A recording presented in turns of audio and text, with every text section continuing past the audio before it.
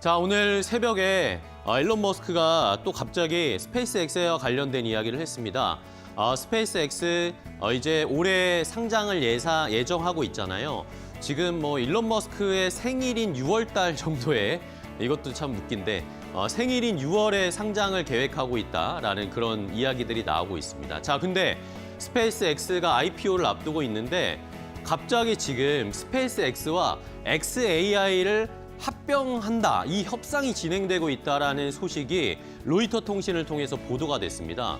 자, 이러니까 왜 스페이스X와 xAI가 합쳐지는 거지? 라는 궁금증이 생길 수밖에 없었는데요.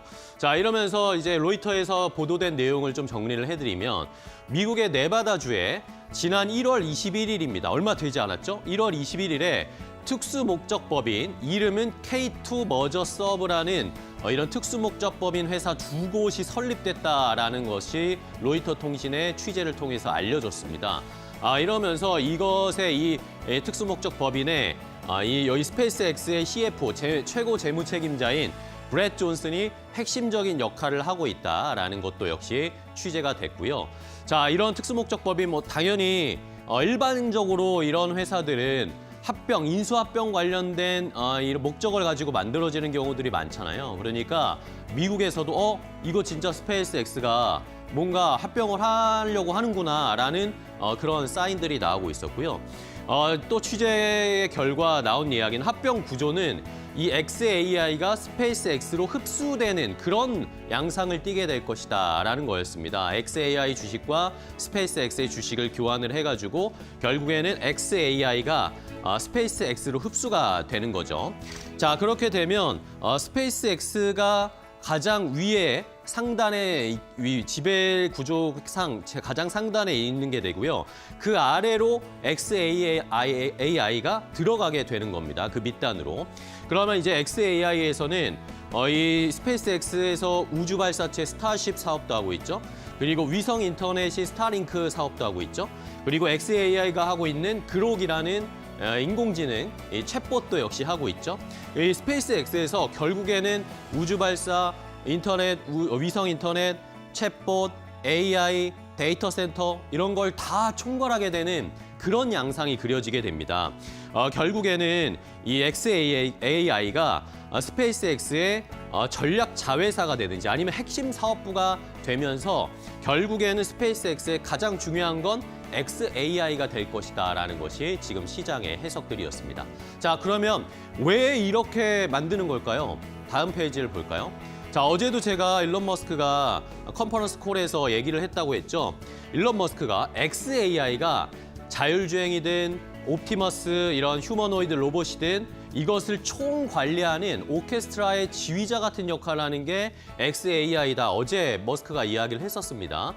그런데 만약에 xAI가 스페이스X로 쏙 들어가게 되면 여러 가지 이점들이 생기게 됩니다. 일단은 데이터 센터, 우주 데이터 센터 이야기 얼마 전에 나왔었잖아요. 우주에다가 위성을 쏘든지 아니면은 달이나 화성에다가 이런 데이터 센터를 만드는 걸 일론 머스크가 이게 얼마 안 있으면 할 수 있는 현실이다. 2, 3년 안에 할 수 있다라고 일론 머스크가 얘기를 했었습니다. 다보스 포럼에 가서요. AI를 가장 저렴하고 또 안정적으로 돌릴 수 있는 건 우주라고 지금 일론 머스크가 주장을 하고 있는 상황인데 이러다 보니까 우주 데이터 센터를 만들어내는 이 과정 중에 지배 구조를 정리한 것이다 라고 시장에서 해석을 하고 있었습니다. 아까 말씀드렸지만 xAI가 결국에 이 테슬라 그룹의 가장 중요한 인공지능을 담당하고 있고 그럼 스페이스X에 있는 스타쉽에 뭔가 장비들을 쏘아 올려서 우주에다가 데이터 센터를 만들 수 있는 이런 일원화 체계가 만들어지는 거죠. 이게 하나가 있고요. 또 하나는 미국 전쟁부와 협업을 할 수 있는 가능성도 높아집니다. 피터 헤그세스 미국 전쟁부 장관이 얼마 전에 이런 얘기를 했습니다. xAI의 모델을 군사 네트워크에 통합을 하겠다. 그러니까 xAI를 미국의 군의 시스템에 적용을 하겠다라고 이야기를 한 겁니다. 이렇게 되면 이런 스페이스X가 미국의 국방부, 전쟁부와 협업을 하게 되고 여기에 또 새로운 사업을 만들 수 있게 되는 거죠. 최근에 미국에서 팔란티어 주가가 굉장히 안 좋잖아요. 이런 것들 때문이 아닌가라고 한번 좀 생각을 해볼 필요도 있을 것 같습니다. 자, 그렇다면 이렇게 실제로 xAI와 스페이스X가 합쳐질까라는 걸 한번 생각해 보셔야 되겠고요. 자, 여기에 추가적으로 다음 페이지 보시면요. 추가적으로 블룸버그에서 또 보도가 하나가 나왔습니다. 블룸버그에서 하는 이야기는 아예 스페이스X랑 테슬라가 합쳐질 수도 있다라는 그런 이야기까지 나왔습니다.